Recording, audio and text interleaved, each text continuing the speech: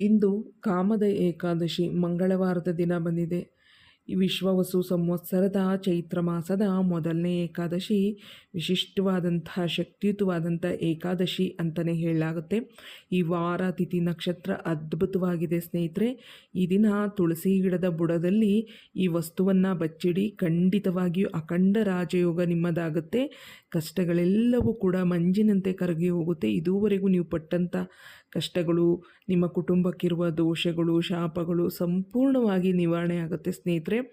ಏಕಾದಶಿಯ ದಿನ ಉಪವಾಸ ಇರೋದು, ವಿಶೇಷವಾಗಿ ಲಕ್ಷ್ಮೀನಾರಾಯಣರನ್ನು ಪೂಜಿಸೋದು ತುಂಬಾ ಅದೃಷ್ಟವನ್ನು ತಂದು ಕೊಡುತ್ತೆ ಸ್ನೇಹಿತರೆ. ನಿಮ್ಮ ಇಷ್ಟಾರ್ಥಗಳನ್ನು, ಇಷ್ಟ ಕಾಮನೆಗಳನ್ನು ಈಡೇರಿಸ್ಕೊಳ್ಬೇಕು ಅಂದರೆ ಏಕಾದಶಿ ವ್ರತಾಚರಣೆಯನ್ನು ಮಾಡಬೇಕಾಗುತ್ತೆ.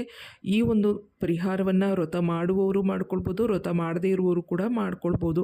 ನಾನು ತಿಳಿಸ್ಕೊಡುವಂಥ ಸಣ್ಣ ಪುಟ್ಟ ಕೆಲಸಗಳನ್ನು ಈ ದಿನ ಮಾಡ್ಕೊಳ್ಳಿ.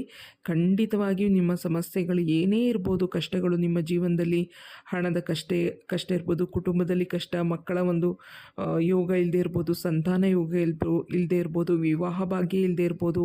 ಈ ದಿನ ನಾನು ತಿಳಿಸ್ಕೊಡುವಂಥ ಈ ಪರಿಹಾರ ಮಾಡಿಕೊಂಡ್ರೆ ಖಂಡಿತವಾಗಿಯೂ ಸಂತಾನ ಭಾಗ್ಯ ಆಗುತ್ತೆ, ವಿವಾಹ ಭಾಗ್ಯ ಆಗುತ್ತೆ, ಹಣದ ವೃದ್ಧಿ ಆಗುತ್ತೆ. ಕಷ್ಟಗಳು, ದೋಷಗಳು, ಶಾಪಗಳು ಏನೇ ಇದ್ದರೂ ಕೂಡ ಎಲ್ಲವೂ ಕೂಡ ನಿವಾರಣೆ ಆಗುತ್ತೆ ಸ್ನೇಹಿತರೆ. ಈ ದಿನ ತಪ್ಪದೇ ಈ ಪ್ರಕಾರದಲ್ಲಿ ಮಾಡ್ಕೊಳ್ಳಿ. ಬೆಳಗ್ಗೆ ಬೇಗ ಎದ್ದು ಮನೆ ಕೆಲಸಗಳನ್ನೆಲ್ಲ ಮುಗಿಸ್ಕೊಂಡು, ಅಂಗಳವನ್ನೆಲ್ಲ ಶುಭ್ರಗೊಳಿಸ್ಕೊಂಡು, ಅರಿಶಿನ ಕುಂಕುಮ ರಂಗೋಲಿಯನ್ನೆಲ್ಲ ಇಟ್ಟು, ಮನೆಯ ನೆಲ ಒರೆಸುವಂಥ ನೀರಿಗೆ ಸ್ವಲ್ಪ ಅರಿಶಿನವನ್ನು ಹಾಕ್ಕೊಂಡು ನೆಲವನ್ನು ಒರೆಸ್ಕೊಳ್ಳಿ.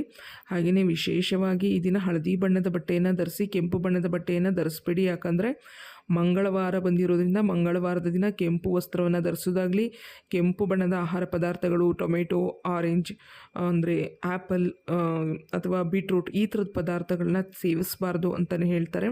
ಈ ದಿನ ಹಸಿರು ಬಣ್ಣದ ಪದಾರ್ಥಗಳನ್ನು ಸೇವಿಸಿದ್ರೆ ತುಂಬಾ ಒಳಿತನ್ನು ಕಾಣ್ತೀರಾ. ಉಪವಾಸ ಇರುವಂಥವ್ರು ಉಪವಾಸ ಇರ್ಬೋದು, ಹಾಲನ್ನು ಸೇವಿಸ್ಬೋದು. ಹಾಲನ್ನು ಸೇವಿಸಿದ್ರೂ ಒಳ್ಳೆಯದಾಗುತ್ತೆ. ಹಾಗೆ ಈ ದಿನ ನಿಮ್ಮ ಮನೆಯಲ್ಲಿ ಲಕ್ಷ್ಮೀ ವೆಂಕಟೇಶ್ವರ ಸ್ವಾಮಿಯ ಫೋಟೋ ಇರ್ಬೋದು, ಅಥವಾ ಲಕ್ಷ್ಮೀನಾರಾಯಣರ ಫೋಟೋ ಇರ್ಬೋದು, ಲಕ್ಷ್ಮಿ ಸಮೇತವಾಗಿ ಇರುವಂಥ ಫೋಟೋಗಳಿಗೆ ಪೂಜಿಸಿ. ಕೌಟುಂಬಿಕವಾಗಿ ನೆಮ್ಮದಿಯುತವಾಗಿರ್ತೀರ, ಕುಟುಂಬ ಜೀವನ ಚೆನ್ನಾಗಿರುತ್ತೆ, ವಿವಾಹ ಭಾಗ್ಯ ಬರುತ್ತೆ, ಸಂತಾನ ಪ್ರಾಪ್ತಿಯಾಗುತ್ತೆ, ಅದೃಷ್ಟ ಹೊಲಿದು ಬರುತ್ತೆ.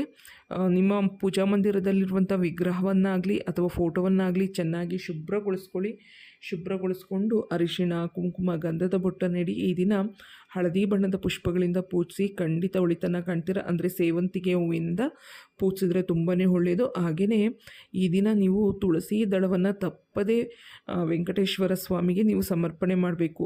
ವಿಷ್ಣುವಿಗಾಗಲಿ ಅಥವಾ ವೆಂಕಟೇಶ್ವರ ಸ್ವಾಮಿ ಯಾವ ಫೋಟೋ ಇರುತ್ತೆ ಅದಕ್ಕೆ ತುಳಸಿ ದಳವನ್ನು ಅಥವಾ ತುಳಸಿ ಹಾರವನ್ನು ಸಮರ್ಪಣೆ ಮಾಡಿ, ತುಪ್ಪದ ದೀಪಾರಾಧನೆಯನ್ನು ಮಾಡಿ, ತಂಬಿಟ್ಟಿನ ದೀಪಾರಾಧನೆಯನ್ನು ಕೂಡ. ಏನಾದರೂ ನಿಮ್ಮ ಇಷ್ಟ ಕಾಮನೆಗಳು, ಇಷ್ಟಾರ್ಥಗಳು ನೆರವೇರಬೇಕು, ಹರಕೆಗಳು ನೆರವೇರಬೇಕು ಅಂತಂದರೆ ತಂಬಿಟ್ಟಿನ ದೀಪಾರಾಧನೆಯನ್ನು ಕೂಡ ಮಾಡ್ಕೊಳ್ಬೋದು ಸ್ನೇಹಿತರೆ. ಖಂಡಿತವಾಗಿಯೂ ಅದೃಷ್ಟ ಹೊಲಿದು ಬರುತ್ತೆ, ಅಷ್ಟೈಶ್ವರ್ಯಗಳು ನಿಮಗೆ ಲಭಿಸುತ್ತೆ ಅಂತಲೇ ಹೇಳಲಾಗುತ್ತೆ ಸ್ನೇಹಿತರೆ. ಹಾಗಾಗಿ ಈ ಪ್ರಕಾರದಲ್ಲಿ ನೀವು ಮಾಡ್ಕೊಳ್ಬಹುದು. ಹಾಗೆಯೇ ಸ್ನೇಹಿತರೆ, ದೀಪದ ಒಳಗಡೆ 2 ಲವಂಗವನ್ನು ಹಾಕಿ ನೀವು ದೀಪಾರಾಧನೆ ಮಾಡ್ಕೊಳ್ಳೋದ್ರಿಂದ ಕಷ್ಟಗಳೆಲ್ಲ ದೂರ ಆಗುತ್ತೆ, ಹಣದ ವೃದ್ಧಿ ಆಗುತ್ತೆ. ಹಾಗೆಯೇ ತುಂಬ ಹಣಕಾಸಿನ ಸಮಸ್ಯೆ, ಸಾಲಬಾಧೆ ಇದೆ ಅಂದರೆ ಈ ದಿನ 21 ಏಲಕ್ಕಿಯನ್ನು ಅದನ್ನು ಕೋಣಿಸ್ಬಿಟ್ಟು ಹಾರವನ್ನಾಗಿ ಮಾಡಿ ಲಕ್ಷ್ಮೀ ವೆಂಕಟೇಶ್ವರ ಸ್ವಾಮಿಯ ಫೋಟೋಕ್ಕೆ ಅಥವಾ ವಿಷ್ಣು ಫೋಟೋಕ್ಕೆ ನೀವು ಸಮರ್ಪಣೆ ಮಾಡೋದ್ರಿಂದ ಹಣಕಾಸಿನ ಸಮಸ್ಯೆಗಳೆಲ್ಲವೂ ದೂರವಾಗುತ್ತೆ ಅಂತಲೇ ಹೇಳಲಾಗುತ್ತೆ. ಹಾಗೆ ದಾರಿದ್ರ್ಯಗಳ ನಿವಾರಣೆ ಮಾಡ್ಕೊಳ್ಬೇಕು ಅಂದರೆ ಈ ದಿನ ಸ್ನಾನದ ನೀರಿಗೆ ಕಲ್ಲುಪ್ಪು ಅರಿಶಿನವನ್ನು ಸೇರಿಸಿ ಸ್ನಾನ ಮಾಡ್ಬೋದು. ಹಾಗೆಯೇ ನೆಲ್ಲಿಕಾಯಿಯನ್ನು ಸೇರಿಸಿ ಸ್ನಾನ ಮಾಡೋದ್ರಿಂದ ಎಲ್ಲ ದೋಷಗಳು ನಿವಾರಣೆ ಆಗುತ್ತೆ. ಲಕ್ಷ್ಮೀ ವೆಂಕಟೇಶ್ವರರ ಅನುಗ್ರಹ ಕೂಡ ಲಭಿಸುತ್ತೆ. ಬೇವಿನ ಸೊಪ್ಪನ್ನು ಸೇರಿಸಿ ಕೂಡ ನೀವು ಸ್ನಾನವನ್ನು ಮಾಡೋದ್ರಿಂದ ಮಾನಸಿಕ ಸಮಸ್ಯೆಗಳು, ದೈಹಿಕವಾಗಿ ಏನಾದರೂ ಸಮಸ್ಯೆಗಳಿದ್ದರೆ ಎಲ್ಲವೂ ಕೂಡ ನಿವಾರಣೆ ಆಗುತ್ತೆ ಸ್ನೇಹಿತರೆ. ಹಾಗೆಯೇ ಈ ಪ್ರಕಾರದಲ್ಲಿ ನೀವು ದೀಪಾರಾಧನೆ ಎಲ್ಲ ಮಾಡ್ಕೊಂಡ ನಂತರ ಸಾಯಂಕಾಲ 6 ಗಂಟೆ ಒಳಗಡೆ ನೀವು ತುಳಸಿ ಗಿಡದಲ್ಲಿ ಈ ವಸ್ತುಗಳನ್ನು ಬಚ್ಚಿಡಿ ಸ್ನೇಹಿತರೆ. ಈ ದಿನ ತುಳಸಿ ಗಿಡದಲ್ಲಿ ಇರುವಂಥ ತುಳಸಿ ದಳವನ್ನು ಯಾವುದೇ ಕಾರಣಕ್ಕೂ ಕೀಳಬಾರ್ದು.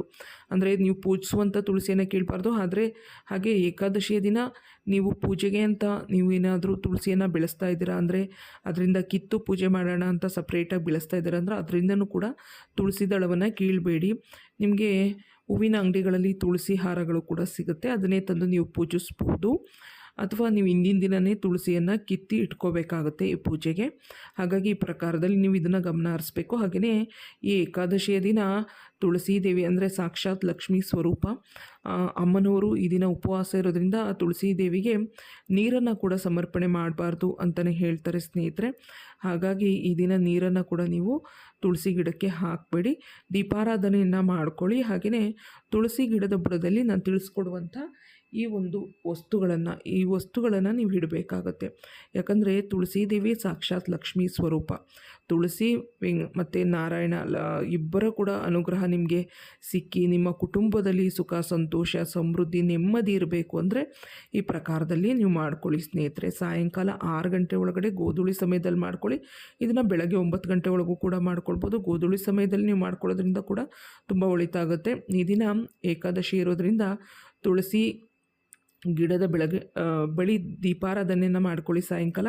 ಅನಂತರವಾಗಿ 1 ರೂ ನಾಣ್ಯವನ್ನು ತೆಗೆದುಕೊಳ್ಳಿ, ಒಂದೇ ಒಂದು ಅರಿಶಿಣದ ಕೊನೆಯನ್ನು ತೆಗೆದುಕೊಳ್ಳಿ, ಹಾಗೆ 2 ಏಲಕ್ಕಿಯನ್ನು ತೆಗೆದುಕೊಳ್ಳಿ. ಈ 3 ಪದಾರ್ಥ ಬೇಕಾಗೋದು ಸ್ನೇಹಿತರೆ.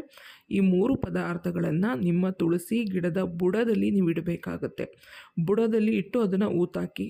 ಖಂಡಿತವಾಗಿ ಸ್ನೇಹಿತರೆ, ಮಂಗಳವಾರದ ದಿನ ಆಗಿದೆ, ಅದರಲ್ಲೂ ಏಕಾದಶಿ ಇದೆ, ಅದೃಷ್ಟವನ್ನು ತಂದುಕೊಡುತ್ತೆ, ಅಷ್ಟೈಶ್ವರ್ಯವನ್ನು ಕರುಣಿಸುತ್ತೆ, ಕಷ್ಟಗಳೆಲ್ಲ ದೂರವಾಗುತ್ತೆ, ಲಕ್ಷ್ಮಿ ಅನುಗ್ರಹ ಆಗುತ್ತೆ. ನೀವು ಬೇಡಿದಂತಹ ವರವನ್ನು ಆ ತಾಯಿ ನಿಮಗೆ ಕಲ್ಪಿಸಿ ಕೊಡ್ತಾಳೆ ಅಂತಲೇ ಹೇಳಲಾಗುತ್ತೆ. ಸಂಕಲ್ಪಪೂರ್ವಕವಾಗಿ ಈ ಪ್ರಕಾರದಲ್ಲಿ ನಾನು ತಿಳಿಸ್ಕೊಟ್ಟಂಥ ಈ 3 ಪದಾರ್ಥವನ್ನು ಇಡಿ.